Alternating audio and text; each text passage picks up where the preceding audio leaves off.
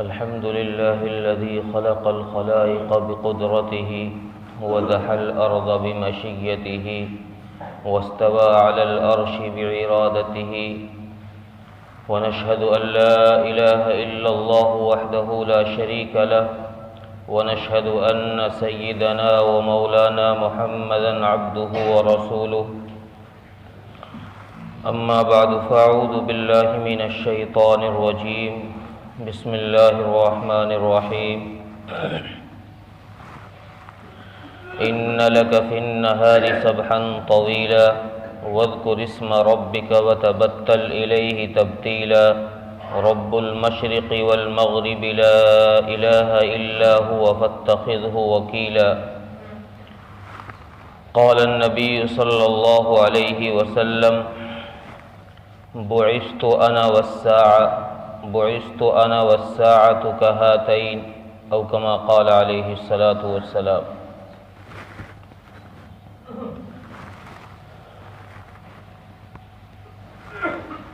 غیور نوجوان دوستوں اور بھائیوں،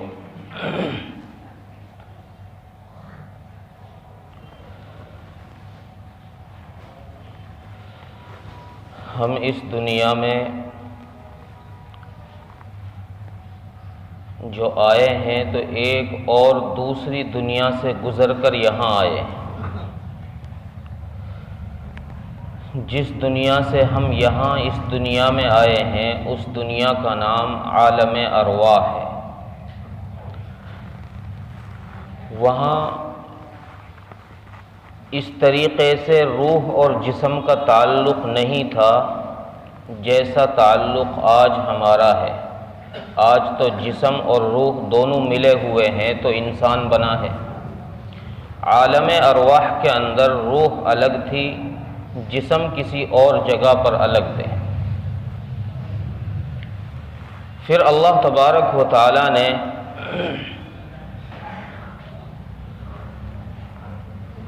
عالم ارواحی کے اندر سارے انسانوں کو جمع کیا، ساری روحوں کو جمع کیا اور سب سے ایک وعدہ لیا: الست بربکم، کیا میں تمہارا رب نہیں ہوں؟ تو ان ارواحوں نے جواب دیا: قالوا بلا، کیوں نہیں اے ہمارے رب، آپ ہی ہمارے رب ہیں. ان ارواحوں میں سب سے پہلا جواب کس نے دیا؟ قاری طیب صاحب رحمۃ اللہ علیہ، جو دارالعلوم کے نصف صدی تک محتمم رہے ہیں، انہوں نے جواب لکھا ہے کہ سب سے پہلے ارواحوں میں رسول اکرم صلی اللہ علیہ وسلم کی روح نے جواب دیا قالوا بلا، اس کے بعد پھر باقی انبیاء اور باقی ارواحوں نے جواب دیا. تو ہم وہاں سے ایک وعدہ لے کر آئے کہ آپ ہمارے رب ہیں، آپ کی مان کر ہم چلیں گے، آپ کی نافرمانی نہیں کریں گے. دنیا میں انسان آیا ماں کے پیٹ کے راستے سے. انسان کو دنیا میں اللہ تبارک و تعالیٰ نے لانے کی ترتیبیں قائم کی ہیں. پہلے دادا، پھر باپ، پھر بیٹا، پھر پوتا. اس کی ترتیبیں اللہ تبارک و تعالیٰ نے قائم فرمائی. دنیا سے جانے کی کوئی ترتیب نہیں ہے. بعض دفعہ ایسا ہوتا ہے کہ دادا بیٹھا رہ جاتا ہے، پوتا چلا جاتا ہے. باپ بیٹھا ہے، بیٹا چلا گیا ہے. تو جانے کی کوئی ترتیب نہیں. اللہ تبارک و تعالیٰ نے یہاں آنے کی صرف ترتیب بنائی ہے کہ یہاں تم ترتیب سے آؤ گے، یہاں سے واپسی کی کوئی ترتیب نہیں ہے. تو اس دنیا کے اندر جو ہم آئے ہیں، اللہ تبارک و تعالیٰ نے وہ جو وعدہ ہم سے عالم ارواح میں لیا ہے کہ کیا میں تمہارا رب نہیں ہوں، اس وعدے کی آزمائش کے لیے ہمیں دنیا میں بھیجا گیا ہے کہ اس وعدے پر کون کھرا اترتا ہے اور کون وعدے سے مکر جاتا ہے. کون وعدے کی ایفا کرتا ہے، کون وعدے کے خلاف کرتا ہے. اس آزمائش کے لیے ہم یہاں بھیجے۔ اب جو بھی انسان دنیا میں آیا، جو بھی انسان دنیا میں آ رہا ہے، ان سب کا ذہن یہ بنا ہوا ہے، ذہن یہ بننا چاہیے تھا کہ اللہ راضی ہے تو زندگی کامیاب ہے، اللہ ناراض ہے تو زندگی ناکام ہے۔ یہ مفہوم ہمارے ذہنوں سے، دماغوں سے غائب ہو چکا ہے۔ یہ ذہنوں میں یہ بات ہے ہی نہیں، خواہ مسلمان ہو خواہ کافر ہو، یہ بات ذہنوں میں ہے ہی نہیں۔ قرآن کریم نے ایک جگہ ارشاد فرمایا یعلمون ظاہرا من الحیات الدنیا وہم عن الآخرۃ ہم غافلون۔ خواہ مسلمان کو اٹھا کر دیکھو گے اس کی بھی یہی تصویر ہے، غیر کو اٹھا کر دیکھو گے اس کی بھی یہی تصویر ہے۔ تصویر کیا ظاہر کی ہے قرآن نے؟ یعلمون ظاہرا من الحیات الدنیا وہم عن الآخرۃ ہم غافلون، کہ لوگ دنیا کی ظاہر کی طرف بھاگ رہے ہیں کہ بھئی پیسہ آئے گا تو سب کچھ ہے، بنگلہ بنے گا تو سب کچھ ہے، گاڑی ہوگی تو واہ واہی ہے، اچھے کپڑے ہوں گے تو لوگ عزت کی نگاہ سے دیکھیں گے، شان و شوکت کی نگاہ سے دیکھیں گے، لوگ کرسیاں چھوڑیں گے، لوگ آؤ آؤ کے نعرے لگائیں گے، اور اگر یہ سب کچھ نہیں ہوگا تو پھر لوگ ہمیں گری ہوئی نگاہوں سے دیکھیں گے۔ یعلمون ظاہرا من الحیات الدنیا وہم عن الآخرۃ ہم غافلون، سارے لوگ آخرت کی زندگی سے غافل۔ اس دنیا کو اللہ تبارک و تعالیٰ نے بنایا ہے، ہم سب کو اللہ نے بنایا ہے۔ اس دنیا میں پہاڑ اللہ تبارک و تعالیٰ نے گاڑے ہیں، پیڑ پودوں کو اللہ تبارک و تعالیٰ نے لگایا ہے، زمین کو اللہ نے بچھایا ہے، آسمان کو اللہ نے چھت بنایا ہے، اور کتنی ساری مخلوقات کو اللہ تبارک و تعالیٰ نے بنایا ہے۔ جو بنانے والا ہوتا ہے وہ اپنی بنائی ہوئی چیز کے بارے میں زیادہ جانتا ہے، اس کو پتا ہے میں نے یہ چیز کیوں بنائی ہے، اس کا فائدہ کیا ہے، نقصان کیا ہے۔ کمپنی کوئی چیز ایجاد کرتی ہے تو مارکیٹ میں اس کو فیمس کرنے کے لیے اپنے بندے مارکیٹ میں بھیجتی ہے کہ جاؤ دکانداروں کے پاس جاؤ اور جا کر ان کو اس کے فوائد بتاؤ۔ وہ نقصان نہیں بتاتے، مارکیٹ میں جاتے ہیں دکان والے کے پاس، اجی ہماری کمپنی نے یہ چیز ایجاد کی ہے، یہ چیز بنائی ہے، اس کا یہ بینیفٹ، یہ نفع، ڈھیروں سارے نفع اس کے وہ لوگوں کے سامنے ظاہر کر دیتے ہیں تاکہ ہماری چیز لوگوں میں عام ہو، لوگ اس کو خریدیں، اس کو استعمال کریں۔ چونکہ بنانے والا زیادہ جانتا ہے بنائی ہوئی چیز کے بارے میں بمقابلے ان لوگوں کے جنہوں نے اس چیز کو بنایا نہیں ہے، جنہوں نے صرف اس چیز کو استعمال کیا ہے۔ تو خالق کائنات نے اس کائنات کو بنایا ہے، وہ خالق کائنات اس کائنات کے بارے میں قرآن کریم میں یہ کہتا ہے کسراب بقیعۃ یحسبہ الظمآن ماء حتی اذا جاءہ لم یجدہ شیئا، کہ یہ جو تمہیں ڈگریاں دکھائی دے رہی ہیں، یہ دنیا میں جو تمہیں عالیشان محلات دکھائی دے رہے ہیں، یہ دنیا میں جو تمہیں رنگینیاں دکھائی دے رہی ہیں، یہ جو تمہیں اچھی عالیشان گاڑیاں دکھائی دے رہی ہیں، یہ نرم گدے جو تمہیں دکھائی دے رہے ہیں، یہ سارا کا سارا نظام کچھ نہیں ہے، یہ سب بیکار ہے، یہ اس ریت کی طرح ہے، یہ اس پانی کی طرح ہے۔ کبھی تم سڑک پر چلو تو دور سے پانی دکھائی دے گا، جب اس پانی کے قریب جاؤ گے تو وہاں سڑک دکھائی دے گی، پانی تو تھا ہی نہیں۔ قرآن کہتا ہے کسراب بقیعۃ یحسبہ الظمآن ماء، یہ دنیا کی صدارتیں، یہ دنیا کی وزارتیں، یہ دنیا کی حکومتیں، یہ دنیا کی بادشاہیاں، یہ دنیا کے کارخانے، یہ دنیا کی تجارتیں، یہ دنیا کے عیش و آرام، یہ دنیا کی عیش پرستی، یہ دنیا کے عہدے، یہ کچھ نہیں ہے، یہ جب موت سے ضرب کھائیں گے تو سب زیرو ہو جائے، یہ کچھ نہیں ہے۔ کسراب بقیعۃ یحسبہ الظمآن ماء قرآن نے کیا بہترین مثال دی ہے کہ دنیا دیکھنے میں بڑی اچھی لگتی ہے۔ کوئی پیاسا آدمی جب جنگلوں میں نکل جائے نا تو جنگلوں میں اسے ریت دور سے ایسا نظر آتا ہے کہ پانی کا تالاب بھرا پڑا ہے، پانی کا تالاب بھرا پڑا ہے۔ جب وہ اس کے قریب پہنچتا ہے تو وہ دیکھتا ہے کہ یہاں پانی ہے ہی نہیں، یہ تو ریت ہی ریت ہے۔ قرآن کہتا ہے کہ یہ تمہیں دنیا جو دکھائی دے رہی ہے، اس کی رنگینیاں جو تمہیں دکھائی دے رہی ہے کہ بھئی اگر عہدہ مل گیا تو بڑی شان ہے، بیٹا ڈاکٹر بن گیا تو بڑی عزت ہے، بیٹا انجینئر بن گیا تو بڑا پیسہ ہے، بیٹا اگر پائلٹ بن گیا تو بڑا مرتبہ ہے، بڑا مقام ہے، بیٹا اگر کسی اونچے عہدے پر پہنچ گیا تو بڑی عزت ہے۔ یہ جو تمہیں دکھائی دے رہی ہے یہ اس ریت کے مثل ہے جو دور سے پانی دکھائی دے رہا تھا، جب تم قریب جاؤ گے تو وہ ریت ہی ہے، پانی ہے ہی نہیں۔ یہ دنیا کی رنگینیاں اسی طریقے سے ہیں۔ اللہ قرآن میں فرماتا ہے فَلَمْ يَجِدْهُ شَيْئًا، جب تم قریب پہنچو گے تو دیکھو گے کہ کچھ بھی نہیں ہے۔ جب موت آئے گی، موت کے بعد عالم ارواح، عالم آخرت کا منظر سامنے آئے گا تو پھر تمہیں پتا چلے گا کہ یہ تو کچھ بھی نہیں ہے۔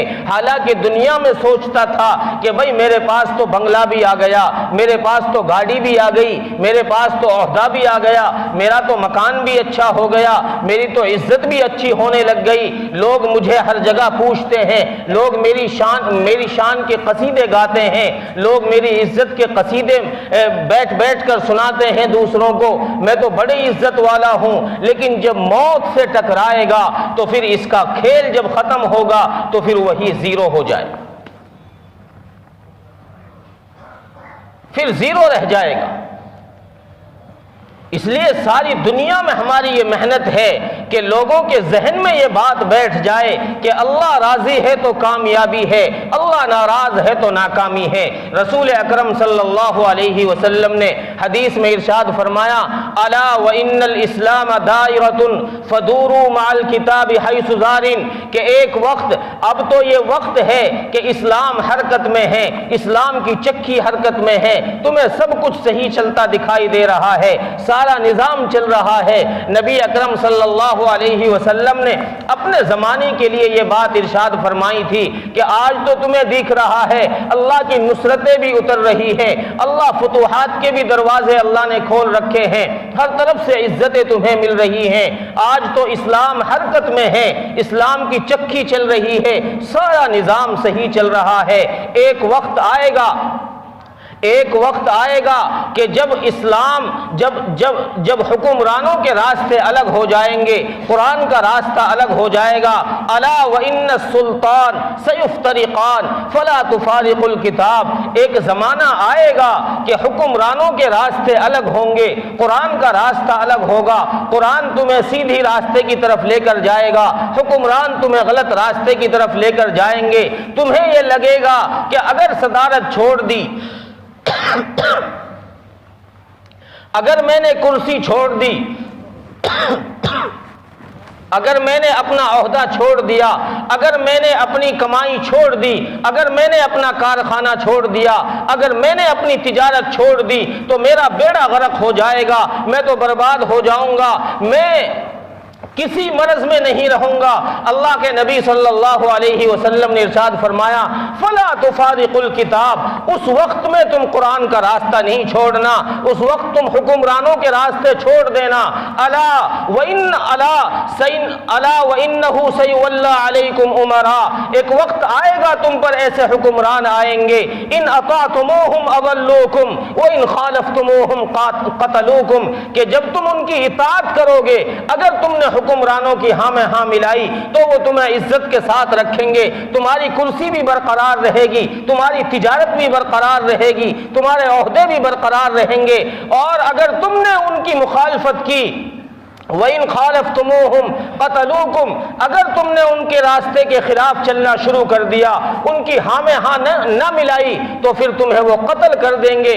قتل کرنے سے مراد یہاں مفسرین نے لکھا ہے کہ یہاں قتل کرنے سے مراد یہ ہے کہ وہ تمہارے دنیا کے راستے روک دیں گے، کبھی تمہاری بزنس میں اوڑاک لگا دیں گے، کبھی تم پر کیس لگا دیں گے، تمہاری آمد کے راستوں ذرائعوں کو روک دیں گے، وہ تمہارے خلاف ایسی چالیں چلائیں گے کہ تمہیں دنیا کی ڈور سے کاٹ دیا جائے گا۔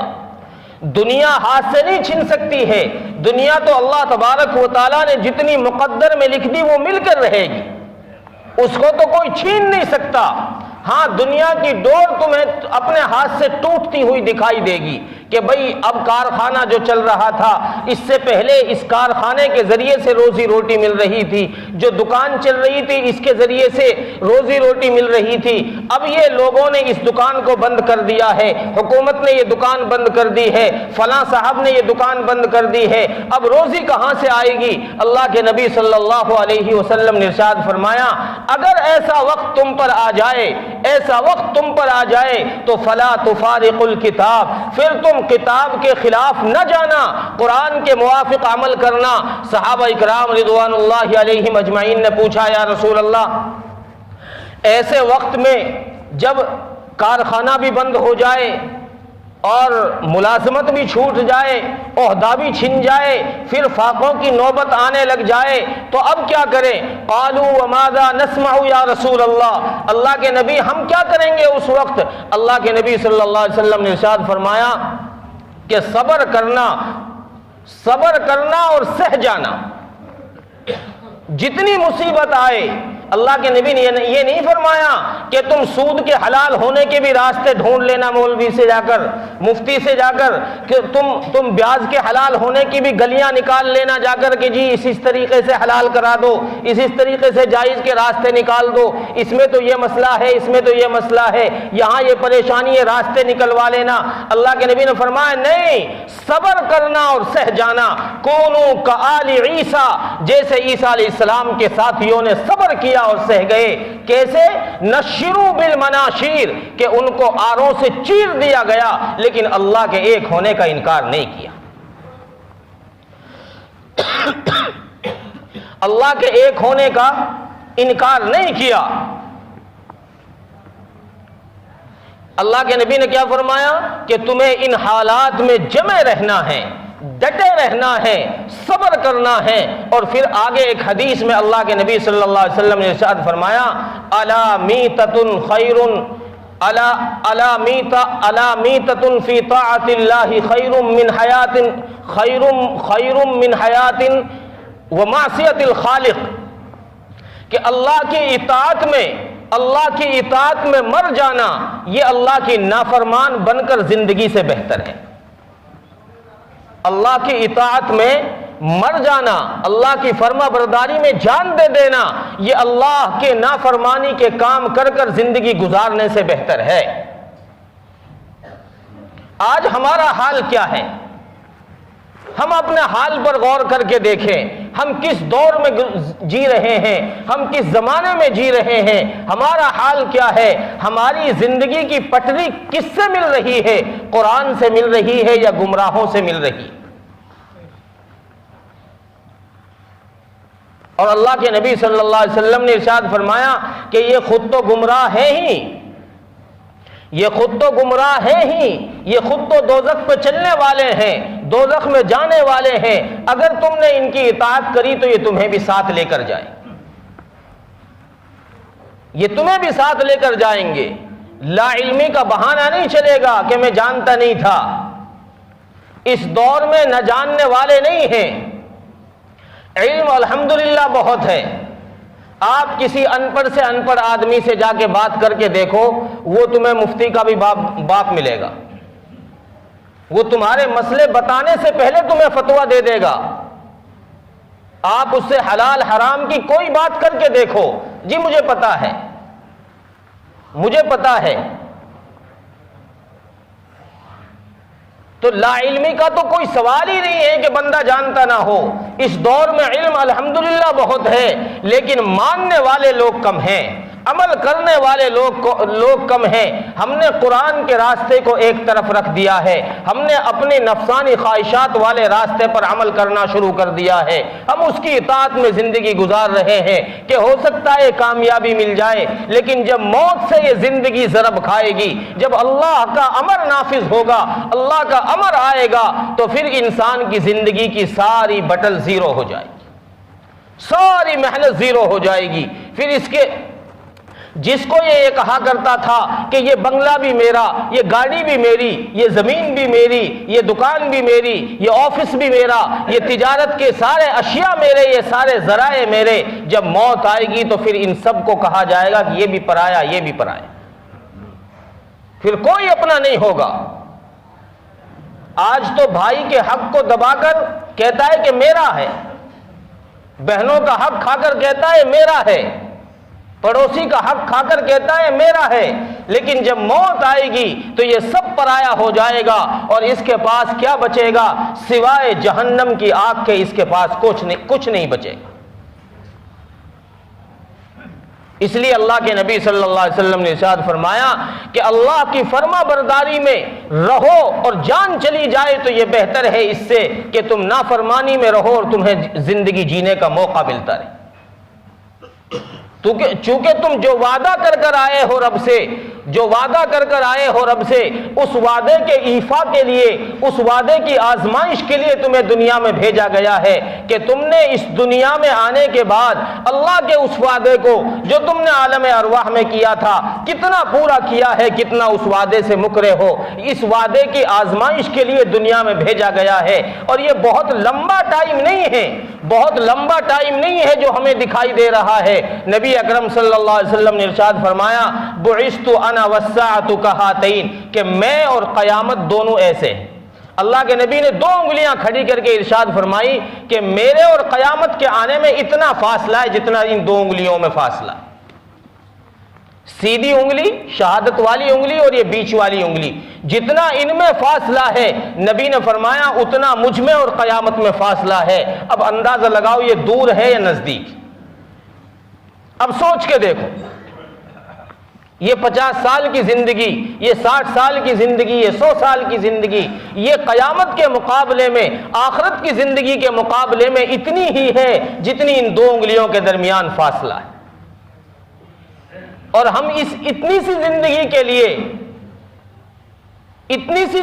کے لیے نہ سود سے پرہیز، نہ بیاج سے پرہیز، نہ حرام کمانے سے پرہیز، نہ دوسروں کے حقوق کھانے سے پرہیز، ہم کسی چیز سے نہیں بچ رہے کہ بس یہ 50 سال 60 سال کی زندگی اچھی گزر جائے۔ اور اللہ تبارک و تعالیٰ نے فرمایا کہ اچھی زندگی گزارنی ہے تو میری اطاعت میں آنا پڑے گا۔ یہ حقوق کھانے سے، حرام کمانے سے، سود اور بیاج لینے سے اچھی زندگی نہیں گزرے گی۔ اللہ کے نبی نے فرمایا اللہ کی اطاعت میں آؤ گے تو اچھی زندگی پاؤ گے، اللہ کی نافرمانی میں جاؤ گے تو پھر نافرمانی میں تو تمہیں ذلت ہی ذلت ملے گی، چونکہ اس دنیا میں اللہ تبارک و تعالیٰ نے روزی مسلمان کو بھی دینی ہے، نافرمان کو بھی دینی ہے۔ صرف یہ نہیں ہے کہ تم نے کلمہ پڑھا ہے تو تم سے ہی روزی کا وعدہ ہے، اوروں کو بھوکا مار دیں گے اللہ۔ روزی کا وعدہ تو اللہ نے سب سے لیا ہے، چونکہ ماں کے پیٹ میں جب انسان کے اندر روح ڈلتی ہے بچے میں تو اس وقت یہ چیز لکھ دی جاتی ہے کہ اس کو اتنی روزی ملنی۔ اب اس روزی کو کوئی نہیں چھین سکتا، وہ روزی مل کر رہے گی۔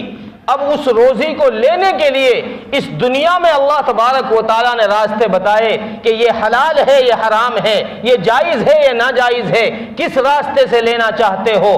جس راستے سے تم لینا چاہو گے اللہ اسی راستے سے دے دے گا۔ اس روزی کو تم حلال راستے سے لینا چاہو گے اللہ حلال سے دروازے کھول دے گا، اور اسی روزی کو اگر تم حق مار کر حرام راستوں سے سود اور بیاج اور دھوکہ دھڑی اور ملاوٹ کر کے لینا چاہو گے تو اللہ اس راستے سے بھی دروازے کھول دے گا، چونکہ وہ روزی تو تمہیں پہنچانی ہے جو لکھ دی، وہ تو تمہیں ملے گی، لیکن اس میں اختیار یہ دیا کہ اختیار تمہارا چلے گا، تم چاہو تو صحیح راستے سے لے لو، تم چاہو تو غلط راستے سے لے لو۔ یہ اختیار دنیا میں دیا ہے، اور یہی اختیار ہے وہ جو وعدہ ہم لے کر آئے ہیں اللہ سے کہ آپ ہمارے رب ہیں، چونکہ اللہ فرما رہے ہیں کہ تم حلال طریقے سے کھاؤ۔ قرآن کریم میں کئی جگہ اللہ نے یہ بات ارشاد فرمائی کہ حرام سے بچو، رسولوں کے راستے پر چلو، حلال روزی کھاؤ، کلوا من الطیبات واعملوا صالحا، اچھا رزق تلاش کرو، حلال روزی تلاش کرو، حلال طریقے سے روزی حاصل کرو اور نیک اعمال کرو، تم کامیاب ہو جاؤ گے۔ اللہ کی تعلیم تو یہ ہے، اور اگر تم حرام حرام راستے سے روزی حاصل کرو گے تو روزی تو مل جائے گی، لیکن اس کا اینڈ، اس کا رجلٹ، جیسے تم 100 کروڑ کو اگر زیرو سے ضرب دو گے، گناہ کرو گے زیرو سے تو رجلٹ زیرو نکلے گا، ایسے ہی ساری زندگی اگر تم نے سود اور بیاج اور دوسروں کے حقوق مار کر روزی کمائی تو پھر موت پر جب موت سے اس کو ضرب دیا جائے گا تو پھر زیرو آئے گا، تمہارے حصے میں کچھ بھی نہیں آئے گا۔ پھر افسوس کرو گے کہ کاش میں دنیا میں صحیح راستے پر چل لیتا، اچھی جگہ سے روزی حاصل کر لیتا تو میری زندگی کامیاب ہو جاتی، مجھے آخرت میں کچھ حصہ مل جاتا، یہ پچھتانا نہ پڑتا۔ اس لیے عزیز و بزرگوں دوستو، ابھی اللہ نے موقع دیا ہے، ہمارے سانس چل رہے ہیں، پتہ نہیں کب تک کس کے سانس باقی ہیں، میرا سانس یہ آیا ہے، اگلا آئے کہ نہ آئے، کسی کو کیا پتا موت کا وقت کب آ جائے۔ اس لیے اس وقت کے آنے سے پہلے آج ہی ہم نیت اور ارادہ کریں کہ انشاءاللہ اللہ کی فرما برداری میں زندگی گزاریں گے اور انشاءاللہ ہم حلال طریقے سے روزی حاصل کریں گے، حرام طریقے سے احتراز اور بچیں گے۔ اللہ عمل کی توفیق عطا فرمائے۔ وآخر دعوانا الحمدللہ رب العالمین۔